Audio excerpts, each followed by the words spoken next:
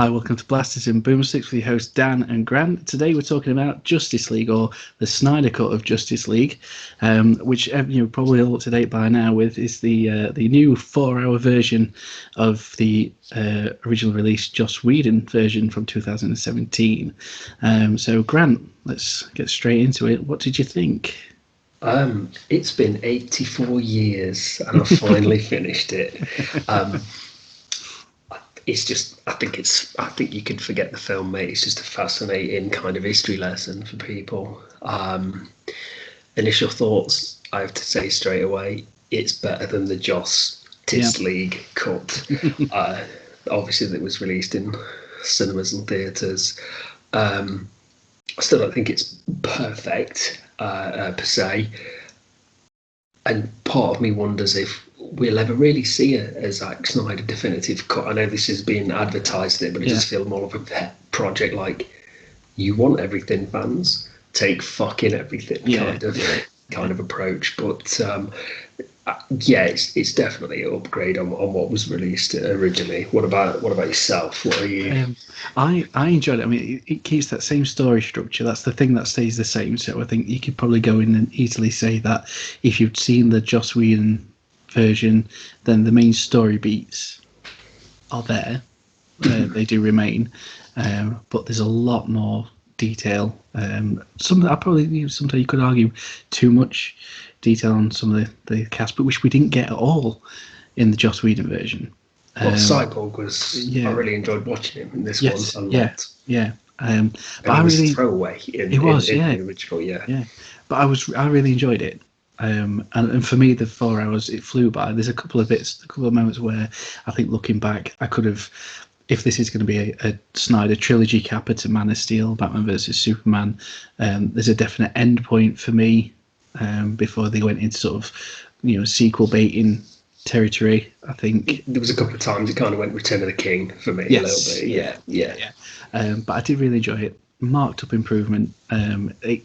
At least the tone remained the same, whereas the Whedon cut, it was a bit of a Frankenstein mashup. Yeah, it was all over the place, wasn't it? I think as well, just even like colour correcting and kind of going easy on the reds, kind of just it gives that subconscious like more enjoyment from it. Like some of you might not even recognise why. You kind of feel more into the film and stuff. You can just track a lot of things that are going off. Yeah, that's it. And I think, again, Snyder probably overuse of slow-mo. I think you could easily, if you sort of gave up the slow-mo, you could probably shave off half an hour. 3 hours. But again, that's his style. That's something we've seen from his early days. You look at 300 and Watchmen and everything. He's a very visual storyteller, isn't he? Yes, he is. Give that up. No. I think the performances were better than the Whedon cut. Again, you don't have the whole worry about Cavill's mustache, sort of horrible, sort of doing over his tash and anything. And it felt true to those characters that had been built within Man of Steel and Batman vs Superman. And yes, Batman vs Superman had a lot of problems, but they stayed true to the character they developed rather than the Joss Whedon version, which changed them completely. It was an absolute hatchet job in the end. I think. Yeah, it was. Yeah. I mean, I think some of the problems that I have with this film, I think, apart from the time, and I think we have to just say in one way, for me, surely that would never be released like that in the cinema. Yeah. It would be 2 parts. Yes. But also, it does really open up a lot of possibilities to what streaming services, could allow their directors, to do. So I think from a director or filmmaker perspective, this is hugely exciting. Well, yeah, I mean, this is a big kick up the arse from the fans. This is, fans clamouring, so disappointed with what Warner's put out in the theatres, in 2017. I heard murmurings about this Snyder cut, and Zack Snyder, bless him, didn't do anything to sort of take that pressure off himself. He was like, it exists. It's almost done. It's it's ready to go, and the fan reaction was phenomenal. Yeah, absolutely phenomenal. And if it hadn't been for that, we wouldn't have got where we are. That and HBO needing content for HBO Max, where to throw money at it. But you're right; it does open up so many possibilities of how many filmmakers now would be sat there thinking, do you know what? Yeah, I'd like to have a second go. My film was taken out of my hands, and so many troubled productions out there that will never see the artist's true interpretation. Yeah, and I'll always side with the filmmaker, the artist. I Yeah, think hopefully what this will do is give people more opportunities to share their vision. yeah, But what I'm really excited for is really a studio should do its due diligence on directors or yeah, people that are, producing for them, because there's nothing that really pisses me off more when I see someone find for creative differences when from an outsider you can look at it and go, who did you think you were hiring? yeah, Like, if you want this kind of movie, like for instance, if you want quippy kind of Avengers stuff, get Whedon. I don't blame Joss Whedon for doing what he did. You can clearly guess that probably somebody in the studio said, make it a bit like Avengers. Don't make it as broody. That's what we've been told doesn't work. Let's get some of that Avengers cash. yeah, definitely, yeah, So, yeah.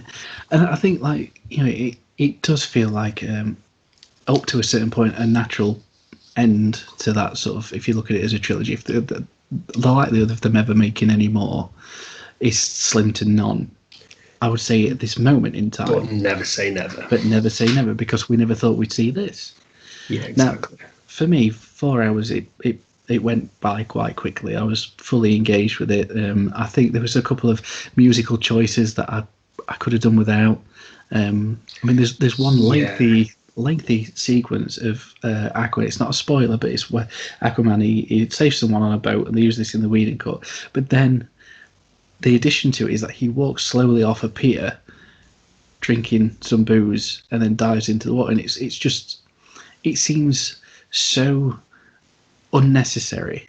That's where I think this kind of fan clamour to get this caught sometimes did lead me to believe maybe he was a bit too self-indulgent at times. Yes, which no one can blame him for. He's been royally fucked over and obviously had personal tragedy, so he's got a huge stake in his reputation riding on this. So. Oh yeah, and it rectified so many wrongs that the Whedon version did. That Warner's put so much stock in that.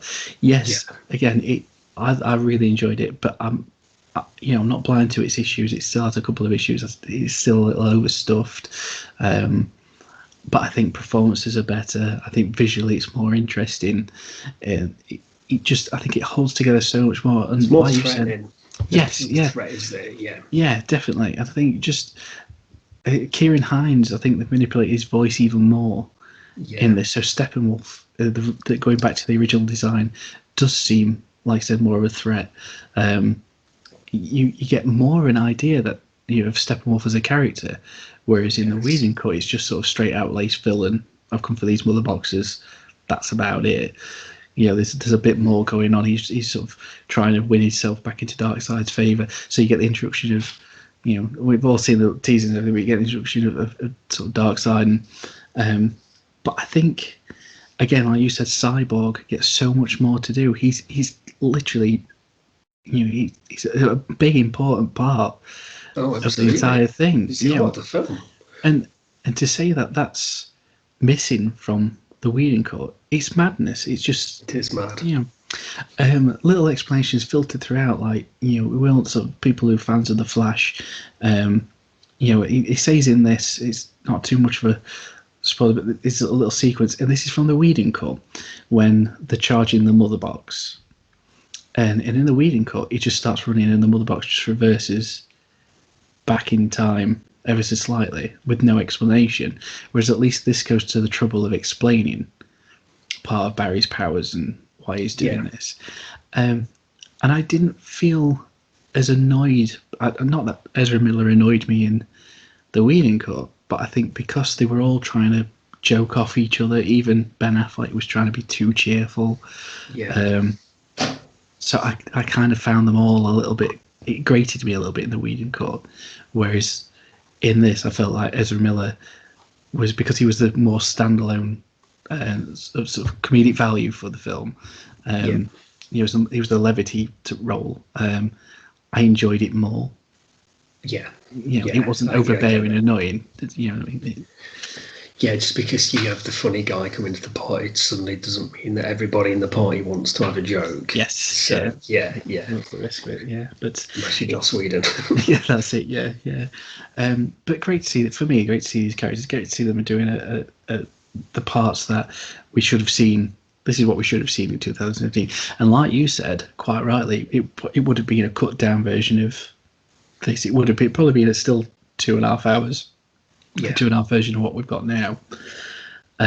So again, yeah, it might be interesting to see how he'd release this in sort of at least in widescreen. Yeah. Unlike this release, which is 4:3 ratio. I'm still amazed that that it has come out as 4 hours, because I'm so like I'm trying to think of what planet would I expect, apart from Earth, obviously.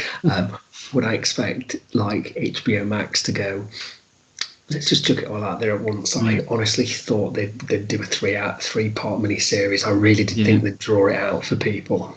It does make you wonder why they didn't, and I think that it might have been a question of I heard sort of rumblings, a question of contracts, and that everyone who was a part of it was contracted to be in a film and not a TV, and the contracts are different. I don't know whether they have to pay them different rights and different, that sort of thing.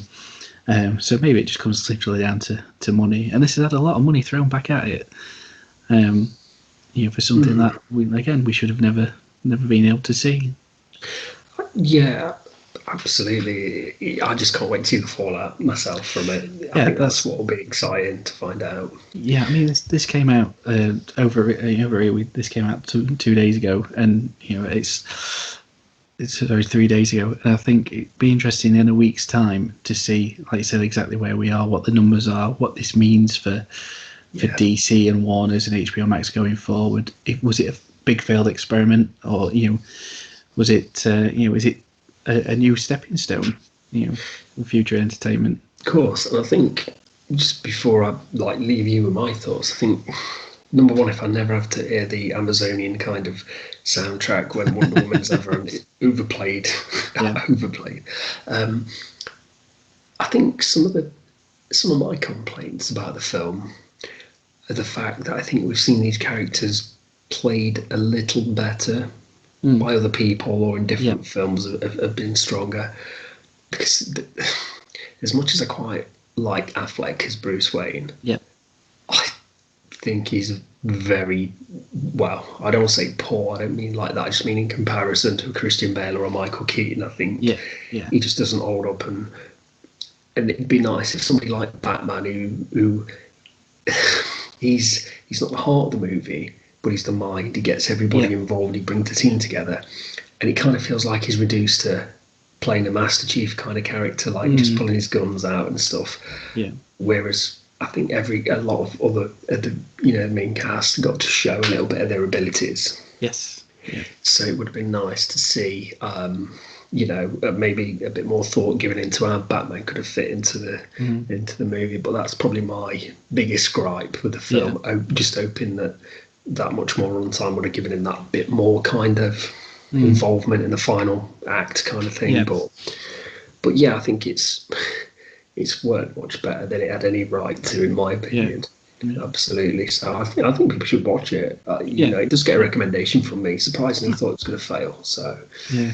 I was surprised at that, because I was sort of kind of ready for you to not enjoy it. Yeah, no, I must say I enjoyed it more. This will surprise me, but I enjoyed it more than Endgame. Yeah. I did, yeah. That's very interesting. I liked Infinity War, but Endgame I really couldn't get into, and I thought this was more enjoyable. Oh, so it's a thumbs up from you then. Yeah, I will get a thumbs up, yeah. See, for me, I think it wins out that the introduction to Wonder Woman, even though we've seen a very similar variation to it in the Whedon Cut, that section, even though it was overuse of slow-mo, was that 10 minutes was more entertaining than the entirety of Wonder Woman 84. Oh God, yeah. This is how it should be handled. This is the way to look at it. But it has its issues. Not many for me. I really, really enjoyed it. I think my only gripe is I always want to see more Cavill. Yeah. I think Henry Cavill, for me, I think Christopher Reeve could never be replaced as Superman. But if you've got to update a modern day Superman, Man of Steel, I adore. It's one of my favourite superhero films. And Henry Cavill is just note perfect. But I feel like he was reduced in Batman vs Superman. He's sort of reduced to a side character in his own film. Yeah. And in this, obviously, because of the story, we don't get to see a great deal of him. Yeah. And I think that's the sad part for me, is that we probably won't, unless Warner Brothers wakes up and listens to the fans again, we likely that we'll see Henry Cavill as Superman again is very slim. So even though that's not a gripe for the film itself, is my gripe with Warner. Yeah, I think he could have. I think he should have been in the film more. Yeah, to say we've got a 4-hour cut, I think he needed to be in the film more, unfortunately. But I don't know. I don't know where we go from here. I'm just really excited to see where we do, and to see if Snyder can be tempted back in. Yes, yeah, definitely, mate. But there's a recommendation from you, thumbs up from me. Yeah. People go out and see it where you can. It's at the minute, it's HBO Max, Now TV, and Sky Cinema exclusive.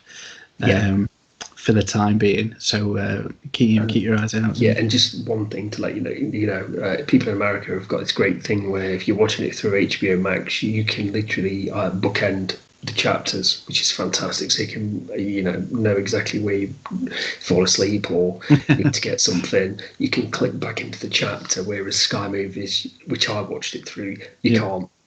So just to be aware, you're gonna have to remember where you got to if you're taking a break. All right, well, thanks for that, mate, and goodbye from us. Yeah, take care, guys.